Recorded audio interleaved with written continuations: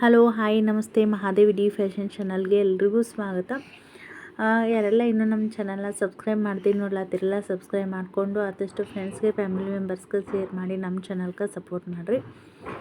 ಇವತ್ತು ಸಿಂಪಲ್ಲಾಗಿ ಒಂದು ನಾರ್ಮಲ್ ಬ್ಲೌಸ್ನ ನಾನು ಸ್ಟಿಚಿಂಗ್ ಮಾಡ್ಲಾಕತ್ತೀನಿ. ಸೊ ಇವತ್ತು ಪೈಪಿಂಗ್ನ ಯಾವ ರೀತಿಯಾಗಿ ಮಾಡೋದು ಅಂಥೇಳಿ ಸ್ಟಾರ್ಟಿಂಗ್ ಟೈಲರಿಂಗ್ ಮಾಡೋರಿಗೆ ಹೆಲ್ಪ್ ಆಗುತ್ತೆ ಅನ್ನೋದಕ್ಕೋಸ್ಕರ ಇವತ್ತು ಶೇರ್ ಮಾಡ್ತಾಯಿದ್ದೀನಿ.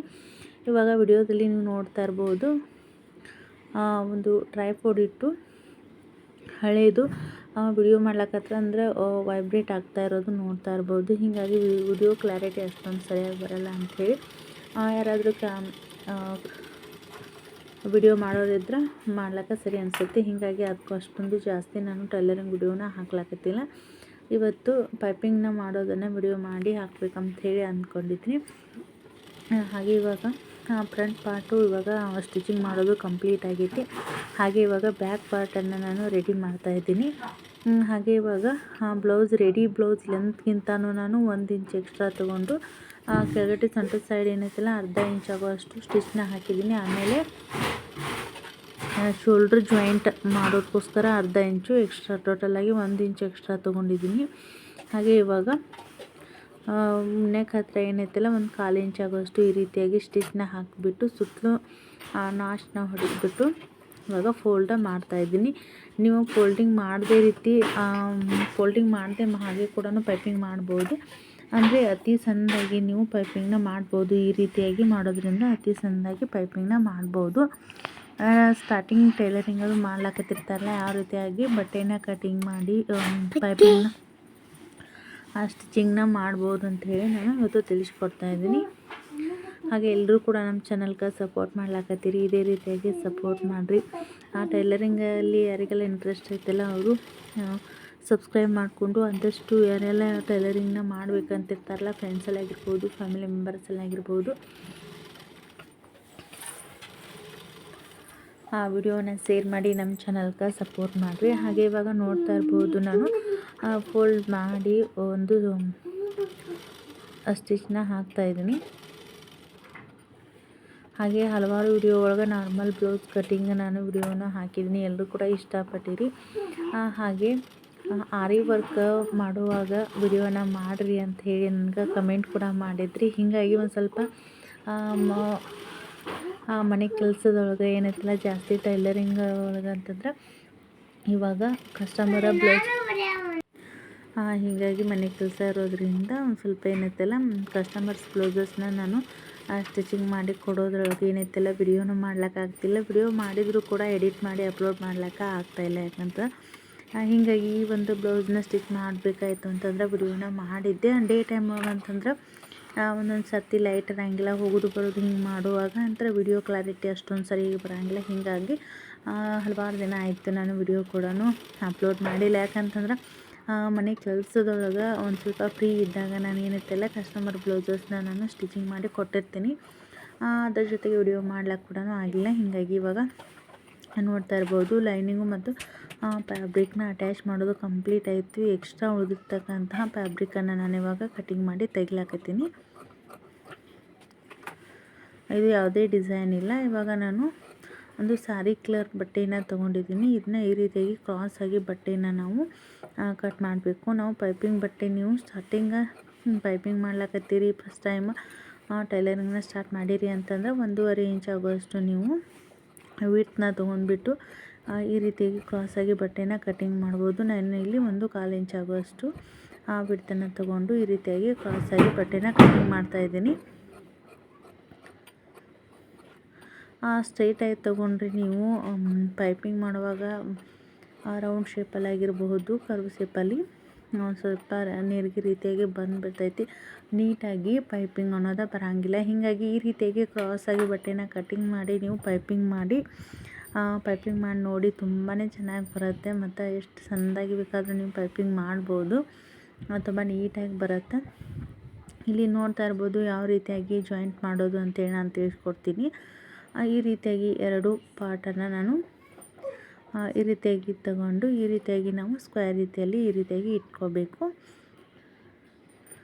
ಒಂದು ಆ ಸೈಡಿಂದ ಹಿಡಿದು ಈ ಒಂದು ಕ್ರಾಸಲ್ಲಿ ನಾವು ಕರೆಕ್ಟಾಗಿ ಸ್ಟಿಚ್ನ ಹಾಕಬೇಕು. ಇವಾಗ ನೋಡ್ತಾ ಇದ್ದೀರಲ್ವ, ಆ ಒಂದು ಆಪೋಸಿಟ್ ಸೈಡಲ್ಲಿ ನೀವು ಸ್ಟಿಚ್ನ ಹಾಕಬೇಕು. ಸ್ಟಾರ್ಟಿಂಗಲ್ಲಿ ನೀವು ಸ್ಟಿಚ್ ಮಾಡುವಾಗ ರಫ್ ಹಾಕಬೇಕು, ಆಮೇಲೆ ಎಂಡಿಂಗಲ್ಲಿ ಕೂಡ ನೀವು ರಫ್ ಹಾಕಿ ನೀವು ಸ್ಟಿಚ್ನ ಕಂಪ್ಲೀಟ್ ಮಾಡಬೇಕು. ಇಲ್ಲ ಅಂತಂದರೆ ನೀವು ಪೈಪಿಂಗ್ ಮಾಡುವಾಗ ಏನೈತೆಲ್ಲ ಹೊಲಿಗೆ ಬಿಚ್ಕೊಳ್ಳೋ ಚಾನ್ಸಸ್ ಇರ್ತೈತಿ. ಹೀಗಾಗಿ ಈ ಎರಡೂ ಸೈಡ್ ಕೂಡ ರಫ್ ಹಾಕಿದ್ರಿ ಅಂತಂದರೆ ಯಾವುದೇ ರೀತಿಯಾಗಿ ನೀವು ಸ್ಟಿಚಿಂಗ್ ಮಾಡುವಾಗ ಪ್ರಾಬ್ಲಮ್ ಆಗಂಗಿಲ್ಲ. ನೋಡ್ತಾ ಇರ್ಬೋದು ರಫ್ ಹಾಕಿರೋದು.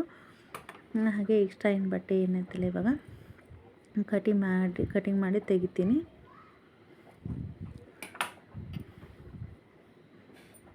ಇವಾಗ ನೋಡ್ತಾ ಇರ್ಬೋದು ಎಷ್ಟು ನೀಟಾಗಿ ಬಂದಿದೆ ಅಂಥೇಳಿ. ಆಮೇಲೆ ಇಲ್ಲಿ 2 ಲೇಯರ್ ಏನಿರ್ತಾವಲ್ವ, ನಾವು ಇಲ್ಲಿ ಪೈಪಿಂಗ್ ಮಾಡುವಾಗ ಈ ರೀತಿಯಾಗಿ ಓಪನ್ ಮಾಡಿಬಿಟ್ಟು ಆ ಸೈಡ್ ಒಂದು ಲೇಯರು, ಈ ಸೈಡ್ ಒಂದು ಲೇಯರು, ಈ ರೀತಿಯಾಗಿ ಬರೋ ರೀತಿಯಾಗಿ ನೋಡಿಕೊಂಡು ಈ ರೀತಿಯಾಗಿ ಫೋಲ್ಡ್ ಮಾಡಿಬಿಟ್ಟು ನಾವು ಪೈಪಿಂಗ್ ಬಟ್ಟೆನ ಫೋಲ್ಡಿಂಗ್ನ ಮಾಡಬೇಕಾಗತ್ತೆ. ಟೈಲರಿಂಗ್ ಒಳಗೆ ಏನೈತಲ್ಲ ಈ ರೀತಿಯಾಗಿ ಚಿಕ್ಕ ಪುಟ್ಟ ಟಿಪ್ಸ್ನ ಫಾಲೋ ಮಾಡೋದ್ರಿಂದ ನಾವು ಬ್ಲೌಸ್ ಫಿನಿಶಿಂಗ್ ಟೋಟಲ್ ಬ್ಲೌಸ್ ತುಂಬಾ ನೀಟಾಗಿ ಬರುತ್ತೆ ಅಂತ ಹೇಳ್ಬೋದು. ಅದೇ ರೀತಿಯಾಗಿ ನಾನು ಎಲ್ಲ ಕಟಿಂಗ್ ಕ್ರಾಸಾಗಿ ಏನು ಕಟಿಂಗ್ ಮಾಡಿದ್ದೀನಲ್ಲ ಎಲ್ಲ ಬಟ್ಟೆನೂ ಇವಾಗ ಕಟಿಂಗ್ ಮಾಡಿ ತೆಗಿಲಾಕತ್ತೀನಿ. ನಾನು ಫೈನಲ್ ಆಗಿ ಆರಿ ವರ್ಕ್ ಒಂದಿಷ್ಟು ಬ್ಲೌಸ್ಗಳನ್ನ ನಾನು ವರ್ಕ್ ಮಾಡಿ ಸ್ಟಿಚಿಂಗ್ ಆದ ನಂತರ ನಿಮ್ಮ ಜೊತೆ ವಿಡಿಯೋನ ಶೇರ್ ಮಾಡ್ಕೊಂಡಿದ್ನಿ. ಹಾಗೆ ಕಮೆಂಟ್ ಕೂಡ ಮಾಡಿದರು, ನೀವು ವರ್ಕ್ ಮಾಡೋವಾಗ ವಿಡಿಯೋನ ಮಾಡಿರಿ ಅಂಥೇಳಿ.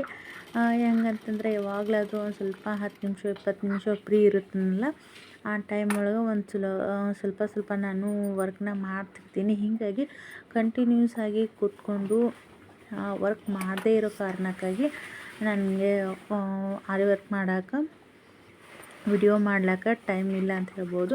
ಅಂದರೆ ಯಾವಾಗಲಾದರೂ ಸ್ವಲ್ಪ ವಿಡಿಯೋ ನಾನು ವರ್ಕ್ನ ಮಾಡಿಬಿಟ್ಟು ಅದನ್ನ ಕಂಪ್ಲೀಟ್ ಮಾಡ್ತಿರ್ತೀನಿ. ಖಂಡಿತವಾಗ್ಲೂ ನೆಕ್ಸ್ಟ್ ಟೈಮ್ ನಾನು ಇನ್ನೊಂದಿಷ್ಟು ಬ್ಲೌಸಸ್ನ ನಾನು ವರ್ಕ್ ಮಾಡಬೇಕಂತ ಹೇಳಿ ಅಂದ್ಕೊಂಡಿದ್ದೀನಿ.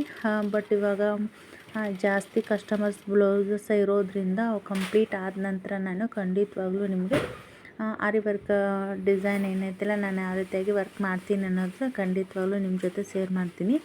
ಇವಾಗ ಪೈಪಿಂಗ್ ಬಟ್ಟೆ ಏನೈತಲ್ಲ ಒಂದು ಸೈಡು 1/4 ಇಂಚ್ ಆಗೋಷ್ಟು ಫೋಲ್ಡಿಂಗ್ ಮಾಡಿ ನಾವು ಸ್ಟಿಚ್ನ ಹಾಕಬೇಕಾಗ್ತೈತಿ. ಇವಾಗ ಕ್ರಾಸಾಗಿ ಬಟ್ಟೆನ ಕಟಿಂಗ್ ಮಾಡ್ಕೊಂಡು ಆದ ನಂತರ ಬಟ್ಟೆನ ಈ ರೀತಿಯಾಗಿ ಫೋಲ್ಡಿಂಗ್ ಮಾಡ್ಕೋಬೇಕಾಗತ್ತೆ. ಆಮೇಲೆ ನೆಕ್ಸ್ಟ್ ಟೈಮ್ ನಾನು ಇನ್ನೊಂದು ಯಾವಾಗಲಾದರೂ ಫ್ರೀ ಇದ್ದಾಗ ನಾನು ಪೈಪಿಂಗ್ನ ಥ್ರೆಡ್ ಪೈಪಿಂಗ್ನ ಯಾವ ರೀತಿಯಾಗಿ ಮಾಡೋದಂಥೇಳಿ ಅದನ್ನೂ ಕೂಡ ನಿಮ್ಮ ಜೊತೆ ಶೇರ್ ಮಾಡ್ತೀನಿ. ಯಾಕಂತಂದರೆ ಹಳ್ಳಿ ಒಳಗೆ ಜಾಸ್ತಿ ಏನೈತಲ್ಲ ನಾರ್ಮಲ್ ಪೈಪಿಂಗನ್ನು ಸ್ಟಿಚ್ ಮಾಡಿರಿ ಅಂತ ಹೇಳ್ತಿರ್ತಾರೆ. ಥ್ರೆಡ್ ಪೈಪಿಂಗ್ ಮಾಡಿಸೋದು ಕಡಿಮೆ ಅಂತ ಹೇಳ್ಬೋದು. ನಾನು ಯಾವುದಾದ್ರೂ ಒಂದು ಬ್ಲೌಸನ್ನು ನಾನು ಥ್ರೆಡ್ ಪೈಪಿಂಗ ಮಾಡ್ಲಕತ್ತೀನಿ ಅಂತಂದರೆ ಖಂಡಿತವಾಗ್ಲೂ ನಿಮ್ಮ ಜೊತೆ ಶೇರ್ ಮಾಡ್ತೀನಿ.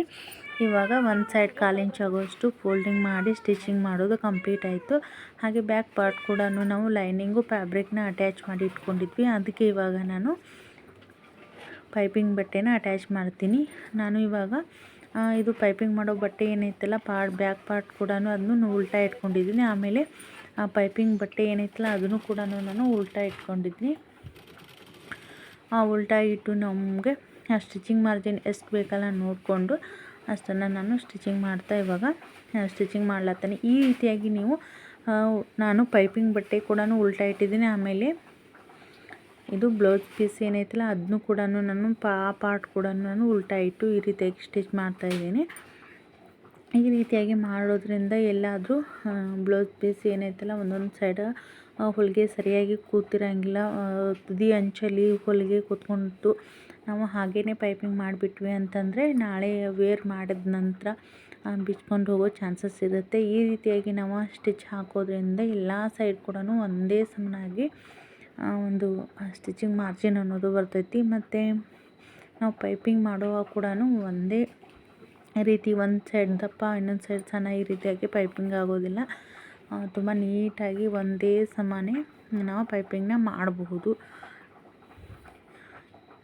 ಇವಾಗ ಸ್ಟಿಚಿಂಗ್ ಹಾಕೋದು ಕಂಪ್ಲೀಟ್ ಆಯಿತು. ಇವತ್ತು ಫೋಲ್ಡಿಂಗ್ ಮಾಡಿನ ನಿಮಗೆ ಎಷ್ಟು ಸಣ್ಣ ಬೇಕಲ್ಲ ದಪ್ಪ ಬೇಕಂತಂದ್ರೆ ಆ ರೀತಿಯಾಗಿ ಪೈಪಿಂಗ್ ಮಾಡ್ಕೋಬೋದು. ಇಲ್ಲ ಸಣ್ಣದಾಗಿ ನೀವು ಬೇಕಂದ್ರೆ ಪೈಪಿಂಗ್ ಮಾಡ್ಕೋಬೋದು. ಇದು ಸೇಮ್ ನೀವು ಥ್ರೆಡ್ ಪೈಪಿಂಗ್ ಮಾಡಿದಾರೇನೋ ಅನ್ನೋ ರೀತಿಯಾಗಿಯೇ ಇದು ಕಂಪ್ಲೀಟ್ ಆಗುತ್ತೆ.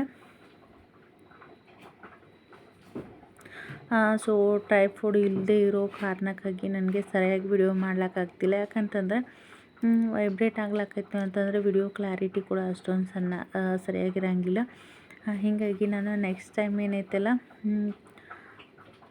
ಆದಷ್ಟು ಬ್ಲೌಸ್ ಡಿಸೈನ್ ವಿಡಿಯೋಗಳನ್ನ ಕೂಡ ನಾನು ಶೇರ್ ಮಾಡ್ತೀನಿ. ಹೀಗಾಗಿ ಅವಸರದೊಳಗೆ ಏನೈತಲ್ಲ ಕಸ್ಟಮರ್ ಬ್ಲೌಸ್ನ ಸ್ಟಿಚ್ ಮಾಡಿಕೊಡೋದೇ ಜಾಸ್ತಿ ಆಗಿರ್ತೈತಿ. ಹೀಗಾಗಿ ಆ ವಿಡಿಯೋ ಮಾಡಿದ್ರೂ ಎಡಿಟ್ ಮಾಡ್ಲಿಕ್ಕಾಗಂಗಿಲ್ಲ ಅಂಥೇಳಿ ನಾನು ಒಂದಿಷ್ಟು ಬ್ಲೌಸ್ ಡಿಸೈನ್ ಕೂಡ ಸ್ಟಿಚಿಂಗ್ ಮಾಡಿ ಕೊಟ್ಟಿದ್ನಿ, ಬಟ್ ವಿಡಿಯೋ ಮಾಡಿಲ್ಲ. ಖಂಡಿತವಾಗ್ಲೂ ನೆಕ್ಸ್ಟ್ ಟೈಮ್ ನಾನು ಆದಷ್ಟು ಟೈಲರಿಂಗ್ ವಿಡಿಯೋನ ಶೇರ್ ಮಾಡ್ಲಿಕ್ಕೆ ಪ್ರಯತ್ನ ಪಡ್ತೀನಿ. ಪೈಪಿಂಗ್ ಕೂಡ ಅಷ್ಟೇ ನೀಟಾಗಿ ಬಂದಿತ್ತು. ಕಸ್ಟಮರ್ಸ್ ಕೂಡ ತುಂಬಾ ಇಷ್ಟಪಟ್ಟರು. ಇವಾಗ ಬ್ಲೌಸ್ ಅಪೋಸಿಟ್ ಕಲರಲ್ಲಿ ಸಾರಿ ಇರೋದ್ರಿಂದ ತುಂಬಾ ಚೆನ್ನಾಗಿ ಬಂದಿತ್ತು.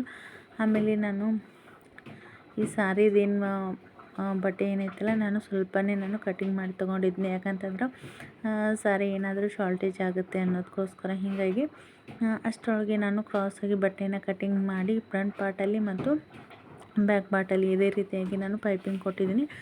ಸ್ಲೀವ್ಗೆ ಬೇಡ ಅಂತ ಹೇಳಿದರು ಕಸ್ಟಮರು. ಹೀಗಾಗಿ ನಾನು ನೆಕ್ಕಿಗೆ ಅಷ್ಟೇ ನಾನು ಈ ರೀತಿಯಾಗಿ ಪೈಪಿಂಗ್ನ ಕೊಟ್ಟಿದ್ದೀನಿ.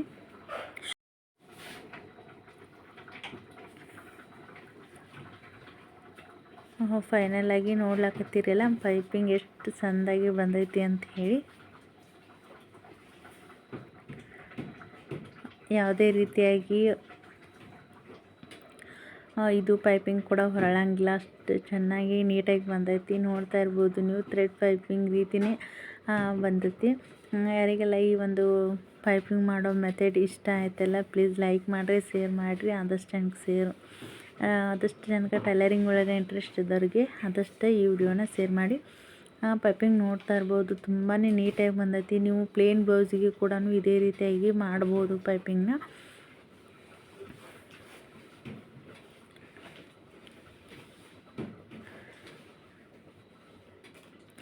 ಹಾಗೆ ಸಿಂಪಲಾಗಿ ಯಾವುದೇ ಲೇಸ್ ಕೂಡ ಬೇಡ, ಇದೇ ರೀತಿಯಾಗಿ ಪೈಪಿಂಗ್ ಅಷ್ಟೇ ಸಾಕಂತ ಹೇಳಿದರು. ಜಾಸ್ತಿ ಏನೈತಲ್ಲ ಸಿಂಪಲಾಗಿ ಸಾರಿ ಇದ್ರು ಅಂತಂದರೆ ಇದೇ ರೀತಿಯಾಗಿ ಬ್ಲೌಸಸ್ನ ಜಾಸ್ತಿ ಸ್ಟಿಚಿಂಗ ಮಾಡಿಸ್ತಾರೆ.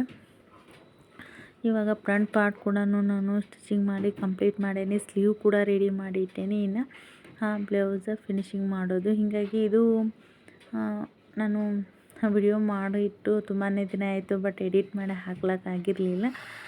ಇವತ್ತು ಪೈಪಿಂಗ್ ವಿಡಿಯೋನ ಹಾಕಬೇಕು ಅಂಥೇಳಿ ಅಂದ್ಕೊಂಡು ಇವತ್ತು ಶೇರ್ ಮಾಡ್ತಾಯಿದ್ದೀನಿ. ಎಲ್ರಿಗೂ ಕೂಡ ಇಷ್ಟ ಆಯಿತು ಅಂಥೇಳಿ ಅಂದ್ಕೊಂಡಿದ್ದೀನಿ. ಹಾಗೆ ನಾನು ಹಲವಾರು ವಿಡಿಯೋ ಒಳಗೆ ಬ್ಯಾಕ್ ಪಾರ್ಟಲ್ಲಿ ಟಕ್ಸ್ನ ಯಾವ ರೀತಿಯಾಗಿ ಡಾಟ್ನ ಯಾವ ರೀತಿಯಾಗಿ ಹಿಡಿಯೋದು ಅಂಥೇಳಿ ನಾನು ತಿಳಿಸ್ಕೊಟ್ಟಿದ್ದೀನಿ.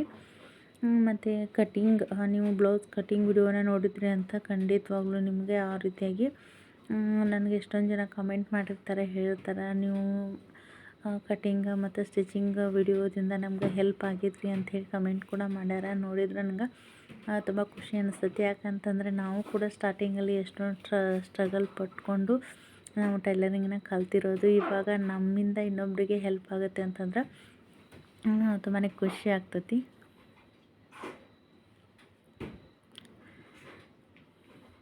ಇವಾಗ ನೀವು ವೈಬ್ರೇಟ್ ನೋಡ್ತಾ ಇರ್ಬೋದು. ಹೀಗಾಗಿ ನಾನು ಆದಷ್ಟು ಯಾವುದು ಡಿಸೈನ್ ವಿಡಿಯೋ ಮಾಡಿದರೂ ಕೂಡ ನಾನು ಅಪ್ಲೋಡ್ ಮಾಡಿಲ್ಲ. ಇವಾಗ ಬ್ಯಾಕ್ ಪಾರ್ಟಲ್ಲಿ ಡಾಟ್ ಕೂಡ ಹಿಡಿಯೋದು ಕಂಪ್ಲೀಟ್ ಆಯಿತು. ಇವಾಗ ಫ್ರಂಟ್ ಪಾರ್ಟಲ್ಲಿ ಕೂಡ ನಾನು ಪೈಪಿಂಗ್ನ ಮಾಡಿದ್ದೀನಿ. ಪೈಪಿಂಗ್ ಮಾಡಿ ಇವಾಗ ಜಾಯಿಂಟನ್ನು ಮಾಡ್ತೀನಿ. ಟೈಲರಿಂಗ್ ಸ್ಟಾರ್ಟಿಂಗ್ ಒಳಗೆ ಅಷ್ಟೇ ಕಷ್ಟ ಅನಿಸ್ತೈತಿ. ನಾವು ಎಲ್ಲ ರೀತಿ ಬ್ಲೌಸಸ್ನ ನಾವು ಸ್ಟಿಚಿಂಗ್ ಮಾಡ್ಲಕತ್ವಿ ಅಂತಂದರೆ ನಮಗೂ ತುಂಬಾ ಈಸಿ ಅನ್ನಿಸ್ತೈತಿ. ಹಾಗೆ ಒಂದಿಷ್ಟು ಬ್ಲೌಸ್ಗಳನ್ನ ಇನ್ನೂ ವರ್ಕ್ ಮಾಡ್ಕೋಬೇಕು, ಅದನ್ನೂ ಕೂಡ ತುಂಬ ಜನ ಇಷ್ಟಪಡ್ಲಕತ್ತೀರಿ. ವರ್ಕ್ನ ಶೇರ್ ಮಾಡಿರಿ ಅಂತ ಹೇಳಕತ್ತೀರಿ. ಬಟ್ ನಾನು ಯಾವುದೇ ರೀತಿಯಾಗಿ ಇನ್ನೂ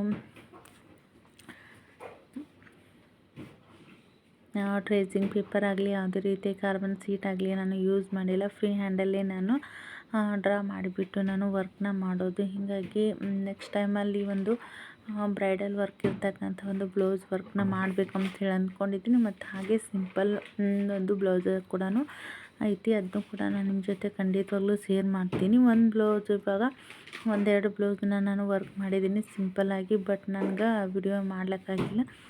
ನೆಕ್ಸ್ಟ್ ಟೈಮ್ ನಾನು ಖಂಡಿತವಾಗ್ಲೂ ನಾನು ನಿಮ್ಮ ಜೊತೆ ಶೇರ್ ಮಾಡ್ತೀನಿ. ಹಾಗೆ ಸ್ಲೀವ್ ಕೂಡ ಅಟ್ಯಾಚ್ ಮಾಡೋದು ಕಂಪ್ಲೀಟ್ ಆಯಿತು.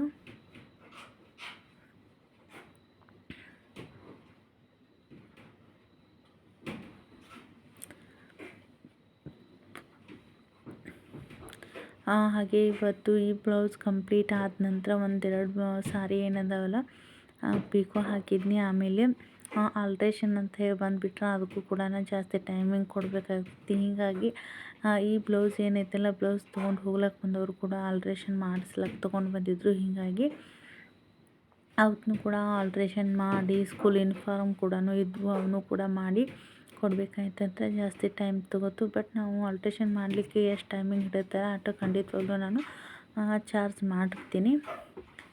ಯಾಕಂತಂದರೆ ಇವಾಗ ಆಲ್ಟ್ರೇಷನ್ ಅಂತ ಅದಕ್ಕೂ ಕೂಡ ಸಿಕ್ಕಾಪಟ್ಟೆ ಟೈಮ್ ಹಿಡಿಯುತ್ತೆ ಅಂತಂದ್ರೆ ಅಷ್ಟರೊಳಗೆ ಒಂದು ನಾರ್ಮಲ್ ಬ್ಲೌಸ್ ಕೂಡ ಕಂಪ್ಲೀಟ್ ಆಗುತ್ತೆ. ಹೀಗಾಗಿ ನಾನು ಅದಕ್ಕೆ ಒಂದು ಎಷ್ಟು ಟೈಮಿಂಗ್ ಹಿಡಿಯುತ್ತಲ್ಲ ಅಷ್ಟು ಬೇಸ್ ಮೇಲೆ ನಾನು ಅದಕ್ಕೂ ಕೂಡ ಆಲ್ಟ್ರೇಷನ್ಗೆ ಅಂತ ಹೇಳಿ ಒಂದು ಚಿಕ್ಕಪುಟ್ಟ ನಾನು ಚಾರ್ಜಸ್ ಕೂಡ ಮಾಡಿರ್ತೀನಿ.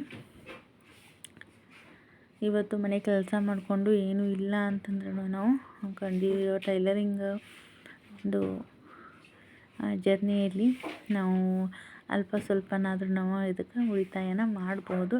ಇವಾಗ ಫೈನಲಾಗಿ ನೋಡ್ತಾ ಇರ್ಬೋದು, ನಾನು ಸೊಂಟದ ಸುತ್ತಳತೆ ಎಷ್ಟು ಐತೆಲ್ಲ ನೋಡ್ಕೊಂಡ್ಬಿಟ್ಟು ಎಕ್ಸ್ಟ್ರಾ ಏನಾದರೂ ಬಟ್ಟೆ ಇತ್ತು ಅಂತಂದ್ರೆ ಕಟಿಂಗ್ ಮಾಡಿ ತೆಗಿಲತ್ತೇನೆ. ಯಾಕಂತಂದರೆ ನೀವು ಸೈಡ್ ಫಿಟ್ಟಿಂಗ್ ಲೈನು ಸ್ಟ್ರೈಟಾಗಿ ಬರ್ತಿಲ್ಲ ಅಂಥೇಳಿ ಹಲವಾರು ಜನ ಪ್ರಾಬ್ಲಮ್ ಇದ್ದೇ ಇರ್ತೈತಿ. ಹೀಗಾಗಿ ನಾವು ಸೊಂಟದ ಸುತ್ತಳತೆನ ಕರೆಕ್ಟಾಗಿ ಅಳತೆ ಮಾಡಿಬಿಟ್ಟು ಚೆಸ್ಟ್ ಮೆಜರ್ಮೆಂಟ್ ಆಗಿರ್ಬೋದು, ಸ್ಲೀವ್ ರೌಂಡಿಂಗ್ ಆಗಿರ್ಬೋದು, ಆರ್ಮೋಲ್ ಲೆಂತ್ ಆಗಿರ್ಬೋದು ಕರೆಕ್ಟಾಗಿ ತೊಗೊಂಡು ನಾವು ಮಾರ್ಕಿಂಗ್ನ ಮಾಡಿದ್ವಿ ಅಂತಂದರೆ ನಾವು ಸೈಡ್ ಫಿಟ್ಟಿಂಗ್ ಲೈನ ಸ್ಟ್ರೈಟಾಗಿ ಬರ್ತೈತಿ. ಕರೆಕ್ಟಾಗಿ ನಾವು ಬ್ಲೌಸ್ ಕಟಿಂಗ್ ಕೂಡ ಮಾಡಬೇಕು. ಅದೇ ರೀತಿಯಾಗಿ ನಾವು ಸ್ಟಿಚಿಂಗ್ ಮಾಡಿದ್ವಿ ಅಂತಂದರೆ ಸೈಡ್ ಫಿಟ್ಟಿಂಗ್ ಮಾಡುವಾಗ ಯಾವುದೇ ರೀತಿಯಾಗಿ ಪ್ರಾಬ್ಲಮ್ ಅನ್ನೋದು ಬರೋಂಗಿಲ್ಲ. ಇವಾಗ ನೋಡ್ತಾ ಇರ್ಬೋದು ನೀವು, ನಾನು ಒಂದೇ ವಿಡಿಯೋ ಒಳಗೆ ಏನೈತಲ್ಲ ಪೈಪಿಂಗ್ ಮಾಡೋದು ಮತ್ತು ಸೈಡ್ ಫಿಟ್ಟಿಂಗ್ನ ಯಾವ ರೀತಿಯಾಗಿ ಮಾಡೋದು ಅಂಥೇಳಿ ನಿಮ್ಮ ಜೊತೆ ಶೇರ್ ಮಾಡಿದ್ದೀನಿ. ಈ ರೀತಿಯಾಗಿ ನಾವು ಕರೆಕ್ಟಾಗಿ ಸ್ಟಿಚಿಂಗ್ ಮಾಡೋದ್ರಿಂದ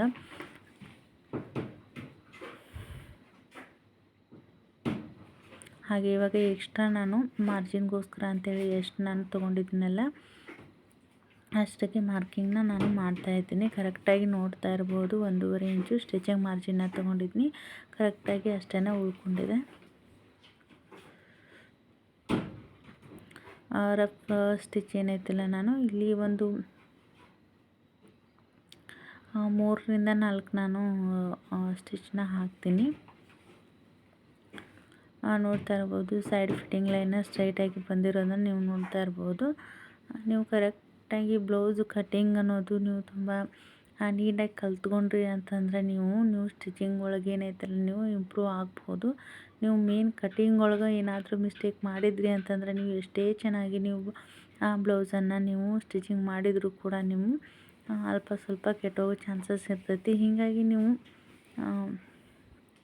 ಸ್ಟಾರ್ಟಿಂಗಲ್ಲಿ ನೀವು ನಮಗೆ ಬ್ಲೌಸ್ ಬರೋಂಗೇ ಇಲ್ಲ ಅನ್ನೋರು ಕೂಡ ನೀವು ಏನೈತಲ್ಲ ಒಂದಿಷ್ಟು ಬ್ಲೌಸ್ಗಳನ್ನ ನೀವು ಸ್ಟಿಚಿಂಗ್ ಮಾಡಿ ಪ್ರಾಕ್ಟೀಸ್ ಆದ ನಂತರ ಖಂಡಿತವಾಗ್ಲೂ ನೀವು ಆ ಬ್ಲೌಸನ್ನು ನೀವು ಕಂಪ್ಲೀಟ್ ಮಾಡಿ ಚೆನ್ನಾಗಿ ಬ್ಲೌಸ್ ಫಿನಿಶಿಂಗ್ ಮಾಡ್ತೀರಿ.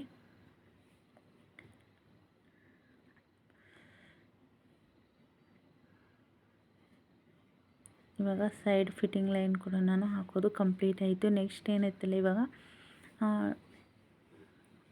ಡೋರಿ ಕೂಡ ನಾನು ರೆಡಿ ಮಾಡಿ ಇಟ್ಕೊಂಡಿದ್ದೆ, ಅದನ್ನು ಕೂಡ ಅಟ್ಯಾಚ್ ಮಾಡ್ತೀನಿ.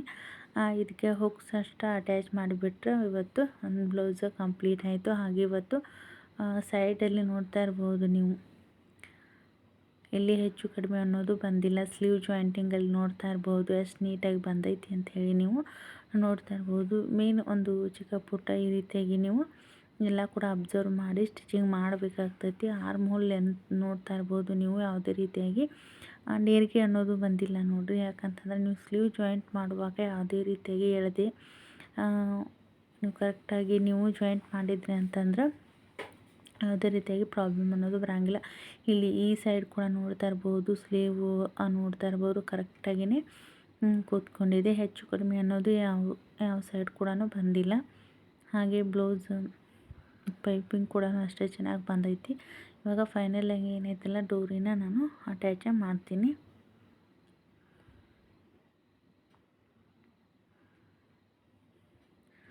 ನೋಡಿದ್ರಲ್ಲ ಇವತ್ತು ಪೈಪಿಂಗ್ ಹೆಂಗೆ ಮಾಡೋದು ಮತ್ತು ಸೈಡ್ ಫಿಟ್ಟಿಂಗ್ ಲೈನನ್ನು ನೀವು ಯಾವ ರೀತಿಯಾಗಿ ಮಾರ್ಕಿಂಗ್ ಮಾಡೋದನ್ನು ಇವತ್ತು ನಿಮ್ಮ ಜೊತೆ ಶೇರ್ ಮಾಡಿದ್ದೀನಿ.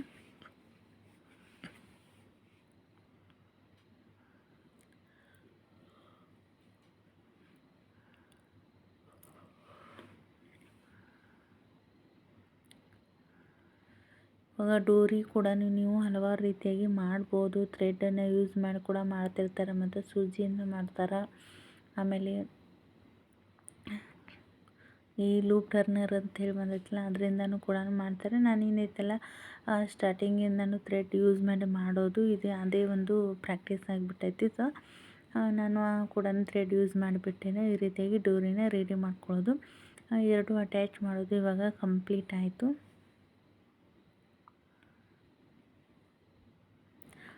ಫೈನಲಾಗಿ ಬ್ಲೌಸ್ ಫಿನಿಶಿಂಗ್ ಕೂಡ ಅಷ್ಟೇ ಚೆನ್ನಾಗಿ ಬಂದಿತ್ತು. ಇಲ್ಲಿ ಬ್ಯಾಕಲ್ಲಿ ಬಾರ್ಡರ್ ಕೂಡ ಈ ರೀತಿಯಾಗಿ ಇರಲಿ ಅಂತ ಹೇಳಿದರು. ತುಂಬಾ ಇದು ಬ್ಯಾಕ್ ಪಾರ್ಟಲ್ಲಿ ಕೊರಳಿನ ಲೆಂತ್ ಬಂದು 10.25 ಇಂಚ್ ಇತ್ತು. ಹೀಗಾಗಿ ನಾನು ಸ್ವಲ್ಪ ಬ್ರಾಡಾಗಿ ಇಡು ಅಂತ ಹೇಳಿದರು. ಹೀಗಾಗಿ ಮೇಲ್ಗಡೆ ನೆಕ್ ವಿಡ್ತ್ ಬಂದು 2 ಇಂಚ್ ತೊಗೊಂಡಿದ್ದೀನಿ, ಕೆಳಗಡೆ 2.25 ಇಂಚನ್ನು ತೊಗೊಂಡಿದ್ದೀನಿ. ನೋಡ್ತಾ ಇರ್ಬೋದು ಕೊರಳಿನ ಶೇಪ್ ಎಷ್ಟು ಚೆನ್ನಾಗಿ ರೌಂಡಾಗಿ ಬಂದಿದೆ ಅಂಥೇಳಿ. ಇವತ್ತಿನ ವಿಡಿಯೋನ ನಾನು ಇಲ್ಲಿಗೆ ಎಂಡ್ ಮಾಡ್ಲಾಕತ್ತೀನಿ. ಈ ಒಂದು ಬ್ಲೌಸ್ ಸ್ಟಿಚಿಂಗ್ ವಿಡಿಯೋ ಇಷ್ಟ ಆಯಿತು ಅಂತಂದರೆ ನೀವು ಲೈಕ್, ಶೇರ್, ಕಮೆಂಟ್ ಮಾಡಿ. ಸಬ್ಸ್ಕ್ರೈಬ್ ಮಾಡದಿರೋರು ನಮ್ಮ ಚಾನಲ್ನ ಸಬ್ಸ್ಕ್ರೈಬ್ ಮಾಡ್ಕೊಳ್ಳಿ. ಆದಷ್ಟು ಜನಕ್ಕೆ ಫ್ರೆಂಡ್ಸಲ್ಲಿ ಆಗಿರ್ಬೋದು, ಫ್ಯಾಮಿಲಿ ಮೆಂಬರ್ಸಲ್ಲಿ ಆಗಿರ್ಬೋದು, ಯಾರೆಲ್ಲ ಟೈಲರಿಂಗ್ನ ಸ್ಟಾರ್ಟ್ ಮಾಡ್ತಾ ಇದ್ದಾರಲ್ಲ ಅವ್ರಿಗೆ ಶೇರ್ ಮಾಡಿ ನಮ್ಮ ಚಾನಲ್ಗೆ ಸಪೋರ್ಟ್ ಮಾಡಿರಿ.